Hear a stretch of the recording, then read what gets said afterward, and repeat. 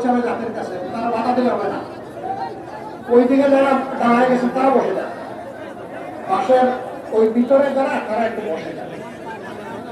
সম্মানিত ভাইয়েরা,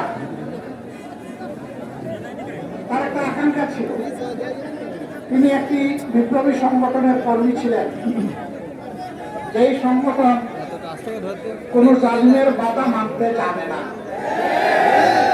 জালিম যত বড় হোক, যে সময়ের হোক, জাতি একমাত্র আল্লাহর উপর ভরসা করে যেই সংগঠন বুক টান করে দাঁড়ায় তার নাম হচ্ছে বাংলাদেশ জামাত ইসলামী।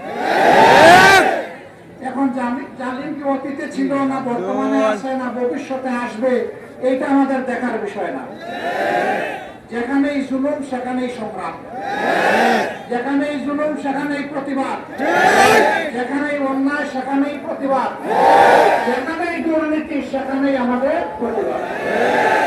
এই প্রতিবাদ অনিশেষ মিছিল চলতেই থাকবে যতদিন পর্যন্ত বাংলাদেশের মানুষের মুক্তি নিশ্চিত না হবে, ততদিন পর্যন্ত আমরা থামবো না ইনশাআল্লাহ। এবং আমরা বিশ্বাস করি, কলিজার ভিতর থেকে বিশ্বাস করি যে আল্লাহ তাআলা মানুষকে পয়দা করেছেন, সেই আল্লাহ চাইতে মানুষকে কেউ বেশি ভালোবাসে না। সেই ভালোবাসার আল্লাহ, মহান আল্লাহ, মানব জাতির জন্য যে বিধান দিয়েছেন এটি শ্রেষ্ঠতম বিধান, এটি হচ্ছে আল কোরআন। যে নেতৃত্ব দিয়েছেন তিনি হচ্ছেন নবী মুহাম্মদ রাসূলুল্লাহ সাল্লাল্লাহু আলাইহি ওয়াসাল্লাম। এই পথ ধরেই বাংলাদেশের জনগণের তথা বিশ্ববাসীর মুক্তি আসবে ইনশাআল্লাহ। আমাদের ভাই সেই লড়াই সংগ্রামের একজন যোদ্ধা ছিলেন। মহান রবের দরবারে দোয়া করে, বড় আমার এই ভাইটাকে তুমি শহীদ হিসাবে কবুল করো। তার অপূর্ণাঙ্গ যে স্বপ্ন, এটা বাস্তবায়ন করার তৌফিক আমাদের সবাইকে দাও। একটা দুর্নীতিমুক্ত বাংলাদেশ হলে সবাই আপনারা খুশি হবেন। কেউ আছে যে নারাজ হবে, যে ঘুষখোর সেও চায় না আরেক জায়গায় গিয়ে সে ঘুষ দেবে। আর মানে ঘুষ খেতে সেও ভয় পায় কিংবা ঘৃণা করে। কিন্তু সমাজ তাকে লোভের জালে বন্দী করে ফেলেছে। ওই জাল ছেড়ে তুলে টুকরা টুকরা করে দেবো। এই দেশে কোন দুর্নীতিবাদের অস্তিত্ব আমরা সহ্য করব না। এই ব্যাপারে আমাদের অবস্থান জিরো টলারেন্স। মহান শক্তিধর আল্লাহ তাআলার শক্তির উপর নির্ভর করে তা আমরা মোকাবেলা করবো। আপনারা তৈরি আছেন? এই মাঠেই জুস থেকে যাবে, এটা চলমান থাকবে। আমি সেদিন পড়ে গিয়েছিলাম, আপনারা কষ্ট পেয়েছেন, দেখেছেন, তাই না? আমাকে যদি আল্লাহ নিয়ে যেতে চাইতেন সেদিন আজকে কি দাঁড়াইতে পারতাম? আল্লাহ যে আমাকে শ্বাসগুলা বাড়াই দিলেন, আমার এখন কোনো দায়িত্ব নাই।